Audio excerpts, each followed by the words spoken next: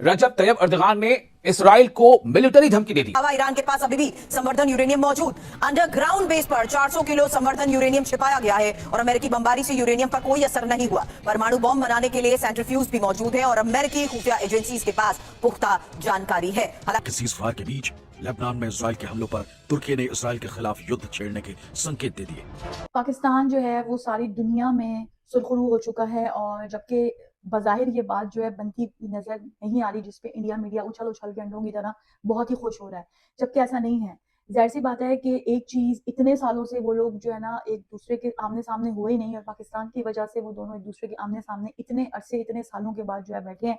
तो जाहिर सी बात है ये कोई खालाजी का जो है घर तो है नहीं कि खानदान में एक शादी हुई और सारे गए और सब मना के एक आदमी को ले आए। जाहिर सी बात है वो दोनों एक साथ जो है बैठे हैं, यही बहुत बड़ी बात है। और अब जाके दोनों आपस में बातों को देखेंगे। उन्होंने ये बात बिल्कुल नहीं बोली है कि बातचीत आगे होगी ही नहीं। उन्होंने कहा है कि जो बातें अभी थी, जो पॉइंट्स थे, उस पे हम दोनों बिल्कुल राजी नहीं है। लेकिन इसका मतलब जो है ये नहीं है कि हम जी बिल्कुल ही नेगेटिव हो जाएं और ये सारी चीजें हों। तो साथ में जी तुर्की के साइड से भी वो जो है बीच में आ चुके हैं। उन्होंने इसराइल को जो है धमकी दे दी है कि ईरान पे अगर हमला हुआ या लबनान पे हुआ तो हम जो है खुद पे समझेंगे। और जाहिर सी बात है जितने भी मुस्लिम्स हैं वो सारे एक ही हैं, चाहे वो जहाँ के भी हों, और सबको एक साथ होंगे तो फिर उनकी ताकत एक अलग ही होगी। उसके बारे में हम देख लेते हैं और इंडिया वाले क्या कह रहे हैं। ठीक है, तो चैनल को प्लीज सब्सक्राइब कर देना। तो चलो दोस्तों, तुर्की ने एक ऐसा बयान दे दिया है कि तुर्की के सदर के इस बयान से बेंजामिन नेतन्याहू हिल गए। ये बयान क्या है? दरअसल तुर्की के सदर रजब तैयब अर्दगान ने इसराइल को मिलिट्री धमकी दे दी है और इस बयान से किस तरह मशरिक़ वस्ता यानी मिडिल ईस्ट में कशीदगी को मजीद बढ़ा दिया है। यह खबर बहुत अहम है तुर्की और इसराइल के ताल्लुकात के ताल्लुक से। तुर्की और इसराइल के ताल्लुकात गुज़िश्ता चंद बरसों में मुसलसल खराब होते जा रहे हैं, खासतौर पर गजा जंग और फलस्तीन के मामले पर। गजा में जिस तरह से इसराइल ने जुल्म ज्यादती की है, फलस्तीन में जिस तरह से जुल्म ज्यादती की है, इस मामले पर दोनों मुल्कों के दरमियान शदीद इख्तिलाफात हैं। और अभी जो हालिया जो एक बयान आया है रजब तैयब अर्दवान का, वो बयान सीधे तौर पर यह है कि जब तुर्की अगर चाह लेगा तो इसराइल में घुसकर एक्शन लेगा। यह बयान है, मिलिट्री एक्शन लेगा। पूरी तफसील आपको बता रहे हैं। हाल ही में एक अवामी खिताब में तुर्की के सदर यानी प्रेसिडेंट रजब तैयब अर्दोगान ने इसराइली क़यादत, खासतौर पर बेंयामिन नेतन्याहू को सख्त तनकीद का निशाना बनाया। रजब तैयब अर्दोगान ने इसराइल पर खून और नफरत में अंधा होने का इल्जाम लगाया। आप सोचिए क्या कहा उन्होंने? रजब तैयब अर्दोगान ने इसराइल पर खून और नफरत में अंधा होने का इल्जाम लगाया, फिलिस्तीनियों के खिलाफ कार्रवाइयों को सख्त अल्फाज में तनकीद का निशाना बनाया। सबसे अहम बात यह थी कि रजब तैयब अर्दोगान ने एक बराह रास्त फौजी इशारा देते हुए कहा कि जिस तरह हम लीबिया और नगरोनो काराबाख में दाखिल हुए, वैसे ही हम इसराइल में भी दाखिल हो सकते हैं। यह बहुत बड़ी बात है, यह बहुत बड़ी एक चेतावनी है इसराइल के लिए, तुर्की की जानिब से, तुर्की के सदर एर्दोआन की जानिब से। क्या कहा उन्होंने कि जिस तरह हम लीबिया और नगरोनो काराबाख में दाखिल हुए, वैसे ही हम इसराइल में भी दाखिल हो सकते हैं। यह बयान दरअसल एक मुमकिना मिलिट्री एक्शन की वार्निंग के तौर पर देखा जा रहा है। रजब तैयब अर्दोगान ने मजीद कहा कि खित्ते की मौजूदा सूरत हाल और आलमी ताकतों की मुदाखलत ने तुर्की को अब तक बराह रास्त कार्रवाई से रोके रखा है। अगर हालात मुख्तलिफ होते तो तुर्की पहले ही इसराइल के खिलाफ सख्त इकदाम कर सकता था। यानी इशारा इस तरफ था कि ईरान और अमेरिका में बातचीत हो रही है, अगर ऐसा ना होता तो फिर तुर्की वो काम कर देता जिससे उनकी औकात पता चल जाती। इस तरह का इशारा रजब तैयब अर्दोगान ने दिया है इसराइल के हवाले से। यह बयान इस बात की तरफ इशारा करता है कि तुर्की खुद को एक इलाकाई ताकत के तौर पर पेश कर रहा है। अब जाहिर सी बात है कि जब तुर्की के सदर रजब तैयब अर्दोगान ने इस तरह की बात कही है, यह एक तरह से चेतावनी, वार्निंग या यूं कह लें कि इंतबाह दिया है, तो इस पर इसराइल का कुछ रद्द-ए-अमल तो सामने आना था। इस बयान के बाद इसराइल की जानिब से भी सख्त रद्द-ए-अमल सामने आया है, क्योंकि बयानबाजी है। नेतन्याहू ने तुर्की पर दहशतगर्द गिरोहों की हिमायत का इल्जाम लगाया। उन्होंने कहा कि इसराइल ईरान और उसके इत्तेहादियों के खिलाफ कार्रवाइयां जारी रखेगा। यह नेतन्याहू कह रहे हैं। दरअसल तुर्की और इसराइल के दरमियान यह सिर्फ लफ्जी जंग नहीं है, बल्कि सिफारती बहरान की शक्ल इख्तियार कर रही है। जी हां, जिसे कहते हैं ना डिप्लोमेटिक एक इशू, सिफारती बहरान, ये डिप्लोमेटिक स्टैंड ऑफ की शक्ल इख्तियार करती जा रही है। दोनों मुल्कों में दोनों ममालिक एक दूसरे को खित्ते के लिए, पूरे इस रीजन के लिए खतरा करार दे रहे हैं।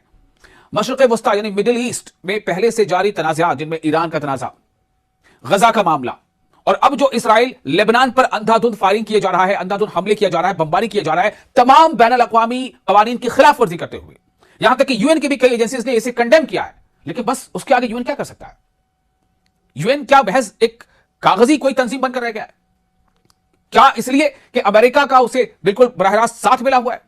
ईरान के न्यूक्लियर प्रोग्राम पर पर्दाफाश। ये बहुत बड़ी खबर है, जहां ईरान के पास अभी भी संवर्धित यूरेनियम मौजूद है और अमेरिकी खुफिया एजेंसीज ने बड़ा दावा किया है। बमबारी में यूरेनियम बचाने में कामयाब रहा ईरान। हालांकि WSG की रिपोर्ट में इसको लेकर क्या बड़ा दावा किया गया, यही एक एक डिटेल अब आपके सामने। मुस्तफा एटम बॉम्ब बनाने वाले हैं। हालांकि 5 दावे इसको लेकर क्या किए गए हैं, जल्द एक इंफॉर्मेशन आपके सामने, क्योंकि दावा ईरान के पास अभी भी संवर्धन यूरेनियम मौजूद। अंडरग्राउंड बेस पर 400 किलो संवर्धन यूरेनियम छिपाया गया है और अमेरिकी बमबारी से यूरेनियम पर कोई असर नहीं हुआ। परमाणु बॉम्ब बनाने के लिए सेंट्रीफ्यूज भी मौजूद है और अमेरिकी खुफिया एजेंसीज के पास पुख्ता जानकारी है। हालांकि अमेरिका को डर क्या है, ये एक और सबसे बड़ा सवाल है, क्योंकि ईरान के ठिकानों पर 60% संवर्धित यूरेनियम मौजूद और सिर्फ एक हफ्ते में 90% संवर्धन यूरेनियम बना देगा। इतना यूरेनियम 11 परमाणु बॉम्ब बनाने के लिए काफी है। ऐसे में सबसे बड़ी बात यह कि ईरानी परमाणु कार्यक्रम की वजह से ही इस्लामाबाद वार्ता फेल हुई है। अब ईरान से फिर जंग शुरू होने के बीच रूस की धमकी, तीसरे विश्व युद्ध की आशंका बढ़ गई है। ये रूस ने कहा है, पुतिन के सहयोगी व्लादिमीर स्लोवियोव की यह धमकी है, ईरान बनाएगा परमाणु हथियार। तो दुनिया में एटमी जंग का खतरा, इसी को लेकर एक्सपर्ट से सवाल करें उससे पहले सुनिए पुतिन के सलाहकार ने क्या बड़ी बात कही। कहा कि ईरान बहुत जल्द एटमी हथियार बना लेगा और ईरान घातक मिसाइलें बनाता रहेगा। ईरान से यूक्रेन पर हमला करने की अपील और मिसाइल से विनाशकारी हमला ईरान करे। हालांकि ईरानी मिसाइल हमले से यूक्रेन में तबाही आएगी। बड़ी बात यही है कि स्लोवियोव पुतिन के बहुत करीबी और यूक्रेन जंग में भी ईरान खुलकर आ सकता है। बदले में रूस ईरान जंग में शामिल हो सकता है और भविष्य में ईरान युद्ध का विस्तार भी मुमकिन है। अब दत्ता सर, इस दावे के तहत आज के इस हालात को देखते हुए बस इतना समझाइए, क्या वाकई अमेरिका जो दावा कर रहा था वो गलत साबित होता है, ये बताते हुए कि वो उसके न्यूक्लियर प्रोग्राम में उसको कई साल पीछे खदेड़ चुका है, चाहे जून में हुए हमले हो या अभी लेटेस्ट ऑपरेशंस।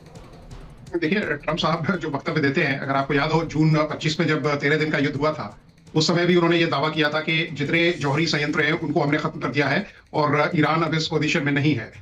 उसके बाद ही जब ये दोबारा 28 फरवरी को युद्ध शुरू हुआ, तब फिर उन्होंने बोला कि उनके जो न्यूक्लियर असेट्स हैं उनको तबाह किया जाएगा। तो या तो वो तब झूठ बोल रहे थे या अब सच्चाई बयान नहीं कर रहे हैं। तो ये बताता है कि किस तरह से। दूसरा देखिए, ईरान की अदावत अमेरिका से काफी पुरानी है और ईरान को मालूम है कि अमेरिका की कितने क्या रिसोर्सेज हैं और क्या रीच है। तो कोई भी ऐसा देश वो अपनी शो विंडो में तो एटॉमिक जो वेपन्स हैं या जो न्यूक्लियर वेपन्स हैं उनको रखेगा नहीं। उसने जिस तरह से अमेरिका की कैपेबिलिटीज वो जानता है, करीब 600 से 700 मीटर तक वो कंक्रीट को भेज सकते हैं जो उनके बॉम्बर्स हैं, B2 बॉम्बर्स हैं।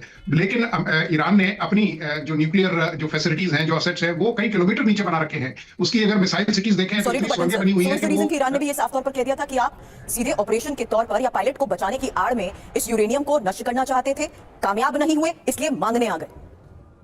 हाँ बिल्कुल, क्योंकि देखिए जिस तरह से उन्होंने पायलट के साथ कांटेक्ट किया, वहाँ क्योंकि मोसाद और CIA के काफी एजेंट्स हैं जो ईरान में हैं और ईरान की सबसे बड़ी जो एक वल्नरेबल पॉइंट है वो यही है कि जो ये खुफिया एजेंसीज है वो बिल्कुल रियल टाइम इंफॉर्मेशन इजराइल और अमेरिका तक पहुंचाती हैं। इन सब चीजों को देखते हुए ईरान भी काफी सतर्क है। हालांकि 1500 से ज्यादा इस तरह के जो सस्पेक्टेड एलिमेंट्स है, चाहे वो मतलब ओवरग्राउंड वर्कर्स हों या अंडरग्राउंड वर्कर्स हों, उनको अरेस्ट किया गया है, कईयों को सजाएं भी दी गई है। तो ईरान ये जानता है कि उसको किस तरह से ये जो अपने जो न्यूक्लियर असेट है, क्योंकि 10 से 12 न्यूक्लियर बॉम्ब वो बना सकता है। और ईरान के ब्रेकआउट टाइम को खत्म करने के लिए अमेरिका आगे क्या करेगा, ये एक बड़ा सवाल है। अमेरिका और ईरान के बीच समझौता फेल होने से नया मोड़ भी सामने आ गया है। तुर्की ने जंग में उतरने का ऐलान कर दिया है। तुर्की की भी बातचीत में मध्यस्थता में भूमिका थी, लेकिन समझौता फेल होने के बाद तुर्की के राष्ट्रपति एर्दोगान ने इजराइल पर सैन्य हमले की सीधे धमकी दे डाली है। कैसे बदला है तुर्की का रुख, देखिए।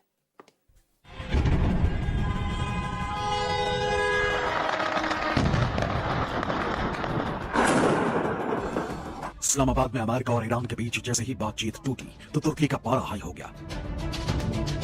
तुर्की पहले जंग से दूर रहने की कोशिश कर रहा था, अमेरिका और ईरान में शांति बहाली की मध्यस्थता कर रहा था, लेकिन सीजफायर के बीच लेबनान में इजराइल के हमलों पर तुर्की ने इजराइल के खिलाफ युद्ध छेड़ने के संकेत दे दिए। तुर्की के राष्ट्रपति रेसेप तय्यिप एर्दोगान ने कहा कि अगर युद्ध लंबा खिंचता है तो तुर्की इजराइल के खिलाफ कार्रवाई कर सकता है। Ateşkesin ilan edildiği gün İsrail 254 Lübnanlıyı barbarca katletti. Gözünü kan ve kin bürümüş soykırım şebekesi her türlü insani değeri hiçe sayarak hiçbir kural ve ilke tanımadan günahsız yavruları, kadınları, sivilleri öldürmeye devam ediyor. Erdogan के बयान से साफ है कि वो Israel पर आग बबूला है, क्योंकि अमेरिका ईरान में सीजफायर होने के बाद भी इजराइल ने लेबनान में हमले नहीं रोके और सैकड़ों लोगों की मौत हो गई। एर्दोगान ने इससे पहले भी अमेरिकी राष्ट्रपति ट्रंप को चेतावनी दी थी कि कुछ ताकतें समझौते को कमजोर करने के लिए उकसावे या साजिश कर सकती। इससे इजराइल पर इशारा माना गया था। तुर्की के विदेश मंत्रालय ने भी इजराइल के प्रधानमंत्री बेंजामिन नेतन्याहू पर तीखा हमला करते हुए उन्हें आज के समय का हिटलर बताया। नेतन्याहू ने सोशल मीडिया पर पोस्ट करके तुर्की के राष्ट्रपति एर्दोगान पर हमला बोला था। एर्दोगान पर कुर्द नागरिकों के नरसंहार का आरोप लगाया था।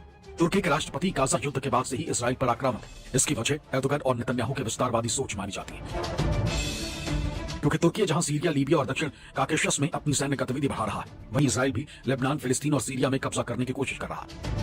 इसराइल और तुर्की के बीच 36 का आंकड़ा है। इससे पहले सीरिया को लेकर आमने सामने आ चुके हैं, क्योंकि सीरिया में जब तुर्की के समर्थन से सत्ता परिवर्तन हुआ तो इसराइल ने मौका पाकर सीरिया के दक्षिणी इलाके गोलन हाइट्स और माउंट हरमून तक कब्जा कर लिया, जिसके बाद तुर्की ने इसराइल को धमकी दी थी। माना जा रहा है कि लेबनान को लेकर जिस तरह तुर्की ने धमकी दी है वो ईरान के समर्थन में माना जा रहा है, क्योंकि ईरान लगातार लेबनान में भी सीजफायर लागू करने की मांग कर रहा था, मगर इसराइल के दबाव में अमेरिका इसे मानने को तैयार नहीं हुआ। अब एर्दोगन की धमकी से जंग का एक और नया मोर्चा मिडिल ईस्ट में तैयार हो सकता है, जो भूमध्य सागर को भी जंग की आग में लपेट सकता है। Bureau report, news 24। इतने कोई बेवकूफ़ हैं ये लोग, मुझे समझ नहीं आती है इनके दिमागों में क्या है, ये किस किस्म के इनके दिमाग हैं जो ये सर पे इतना बोझ उठा के घूम रहे होते हैं। इनको ये नहीं पता है कि अगर पाकिस्तान जो है इस चीज़ में कामयाब हो जाता तो इसमें सबकी जीत होती, लेकिन ज़ाहिर सी बात है जो लोग खुद को पर्सनली ही लेते हैं तो उनको जी दुनिया में क्या हो रहा है क्या नहीं हो रहा इसकी कोई परवाह नहीं है। और ये जी इंडिया जो है सबसे ज़्यादा बेवकूफ़ है मेरे हिसाब से क्या इनके अपने लोग भी जो समझदार हैं वो बेचारे रो रहे हैं सर पे हाथ रख के कि यहाँ के ये जर्नलिस्ट हैं जो इतने जाहिल हैं कि सारी दुनिया में पाकिस्तान की होस्टिंग की वाहवाही हो रही है, यहाँ पे ये चीज़ें हो रही थी, पहले इनको था कि यहाँ पे कोई आएगा ही नहीं है, जब आ गया तो फिर भी इनकी ब्रेकिंग न्यूज़ ख़त्म नहीं हो रही और ये लोग बड़े खुश हो गए कि भाई यहाँ पे ये बात बनी नहीं, क्योंकि ज़ाहिर सी बात है कि जो इनका फादरलैंड है उसके साथ ये लोग हमेशा ही हैं। इनका जो मोदी है इनका ब्रेन वॉश ऐसा किया हुआ है कि के दिमागों में भाई इतनी कोई नेगेटिविटी है जिसकी हद नहीं है। और अब ये है कि तुर्की भी जो है शामिल हो गया और ये बहुत अच्छी बात है, क्योंकि देखो इस शख्स ने, इसराइल ने इतने मासूम जो बच्चे हैं उनकी जानें ली हैं, ये कातिल है और सब जानते हैं कि ये ऐसा कोई वहशी है कि इसके हिसाब किताब से अगर ये चीज़ें हों तो सारी दुनिया ही ख़त्म हो जाएगी, क्योंकि इसका जुल्म हद से ज़्यादा बढ़ चुका है। ये सोचता भी नहीं है मेरे किसी भी अमल का दुनिया के ऊपर क्या असर होगा। इतने सारे घर इसने वीरान कर दिए हैं और तुर्की ने जैसे कि कहा है, अब देखते हैं कि क्या होता है, क्योंकि बहुत सारी चीज़ें, बहुत सारे मामलात जो है ना वो देखना बाकी है कि अब क्या होने वाला है, क्योंकि अमेरिका जो है ना वो तो फंस चुका है। अभी उसके बाद आखिरी चांस था कि पाकिस्तान जो है वो आगे बढ़ के उसका ये मसला हल कर देता और वो साथ हो जाता, लेकिन नहीं समझ आ रही है कि या तो ये मामलात हल हो चुके हैं और ये हमें नहीं बता रहे। दुश्मन तो आपको पता है दो ही हैं जो नहीं चाहते हैं कि ये चीज़ हो, क्योंकि जैसे ही सीज़फायर हुआ था इसने लेबनान में इतना बड़ा हमला किया, 100 ब्लास्ट किए इसने। तो आज के लिए इतना ही था, दोबारा मिलती हूँ, प्लीज़ सब्सक्राइब कर देना और आप लोगों की सपोर्ट, आप लोगों के कमेंट्स, आप लोगों का प्यार मेरे लिए बहुत बड़ी बात है। दोबारा मिलती हूँ, ओके जी, अल्लाह हाफ़िज़।